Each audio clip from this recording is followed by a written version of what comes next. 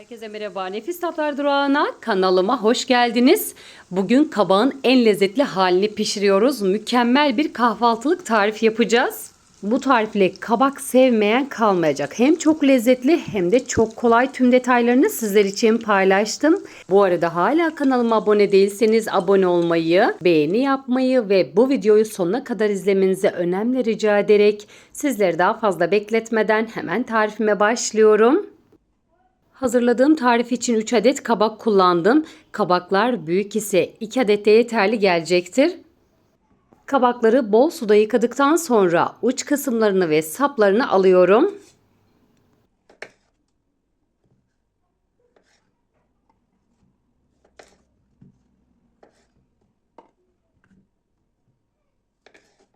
Kabakları soymadan hemen dilimlemeye geçeceğim.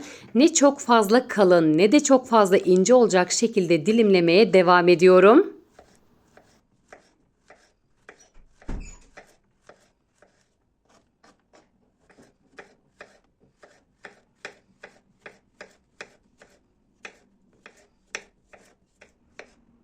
Evet, kabakların tümünü dilimledikten sonra kasenin içerisine alıyorum. Evet, dilimlediğim kabakları kasenin içerisine almadan önce sizlere şöyle bir de inceliğini ve kalınlığını yakından göstermek istedim. Çok fazla kalın dilimlemeyelim.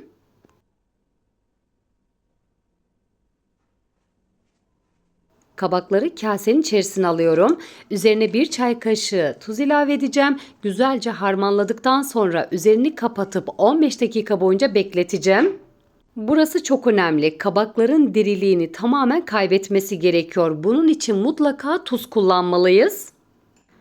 Güzelce harmanlıyorum. Üzerini kapakla kapatıp 15 dakika boyunca dinlendireceğim. Dilerseniz streçle de kapatabilirsiniz.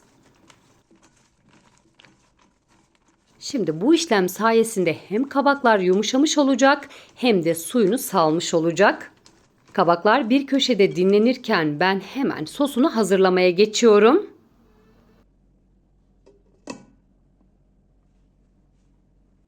Sosu için 2 adet yumurtayı karıştırma kabına alıyorum. Güzelce çırpmaya devam edeceğim.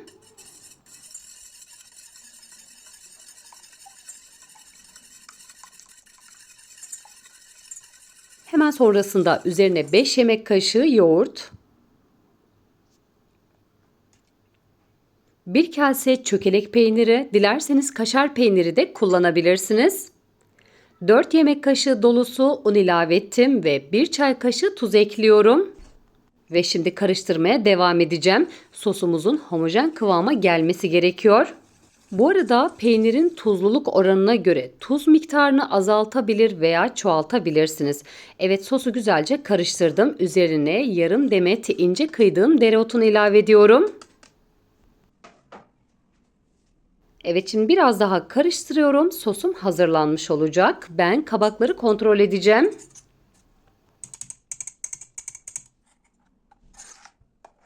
Buraya atlamak istemedim. Şöyle gösteriyorum sizlere. Sosun kıvamı çok fazla katı olmaması gerekiyor. Kabaklar 15 dakikadır dinlenmeye devam ediyor. Hemen kontrol edelim suyunu yeteri kadar salmış mı? Ve görmüş olduğunuz gibi kabaklar çok güzel suyunu saldı ve yumuşadı. Yumuşaklığını da sizlere şimdi yakından göstereceğim. Evet, sizlerin de gördüğü gibi kabaklar tam istediğim gibi yumuşadı. Kabaklar tamamen diriliğini kaybetti. Sosa buladıktan sonra pişirirken içerisinde sert kalmayacak. Kabakları mutlaka süzelim. Suyunun olmaması gerekiyor. Ve şimdi önce una, ardından sosa bulamaya devam ediyorum. Kabakları önce una bulamamın sebebi sosu yüzeyinde çok güzel tutması. Buraya kadar gelen sevgili takipçilerimden yorumlar kısmına emoji olabilir, çiçek olabilir, tarifim hakkında farklı fikirlerde, farklı düşüncelerde bulunmak isterseniz benimle paylaşabilirsiniz. Bir miktar kabağı bolca una buluyorum. Ardından sosa bulamaya devam edeceğim. Hızlıca sizlere göstermek istedim. Dilerseniz bu işlemin tümünü hazırlayarak da kızartma işlemine başlayabilirsiniz.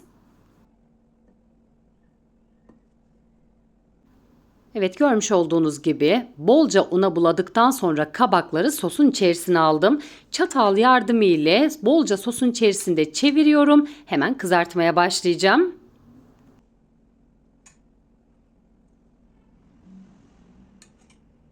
Videomun bu kısmına kadar geldiyseniz eğer hangi ülkeden veya hangi şehirden izliyorsanız yorumlar kısmında benimle paylaşabilirsiniz. Yine videomu beğendiyseniz eğer sevdiklerinizle, arkadaşlarınızla, sosyal medya hesaplarınızdan paylaşarak bana destek olursanız çok sevinirim. Ve şimdi ocağın başına geçiyorum. Tavayı ocağa aldım. Üzerine bir çay bardağı dolusu sıvı yağ ilave ettim. Yağ ısındıktan sonra hemen ocağın ısısını orta ısıya getiriyorum. Yüksek ısıda pişirmeyelim. Yüzeyi çabucak kızarır. İçerisi çok fazla pişmez, hamurlanma olabilir. Yüzeyindeki sos çok güzel kızaracak. Kabaklar içerisinde haşlanmış olacak. Bu sırada asla başından ayrılmayacağım. Sürekli çeviriyorum. Her tarafının eşit bir şekilde kızarabilmesi için. Bu yöntemle yaptığınız zaman kabak sevmeyen kalmayacak. İnanılmaz lezzetli oluyor. Tarifimi bir defa deneyin. Sürekli yapmak isteyeceksiniz. Bundan çok eminim. Tarifimi denedikten sonra sonucu benimle paylaşırsanız çok sevinirim. Videonun çok fazla uzun olmaması için hızlandırdım. Aslında daha çok yavaş pişecek. Orta ateşte içerisini tam çeke çeke yüzeyi yavaş yavaş kızaracak. Belirttiğim gibi birden kızartmayalım. İçerisinde hamurlanma olmasın. Kabaklar çok güzel yumuşasın. Çok fazla da yakmayalım. Hafif kızardıktan sonra hemen ocaktan alalım. Tüm kabakları kızartma işlemini tamamladıktan sonra servis yapacağım. Sizlere de iç dokusunu yakından göstermek istiyorum.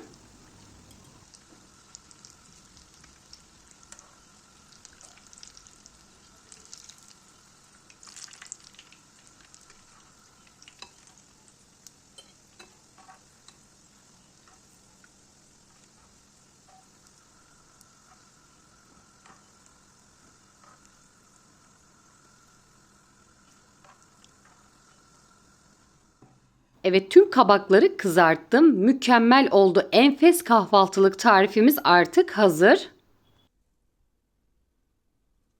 İçerisine eklediğim çökelek peyniri ve dereotu kabağın lezzetine lezzet kattı. Bu yöntemle mutlaka denemelisiniz.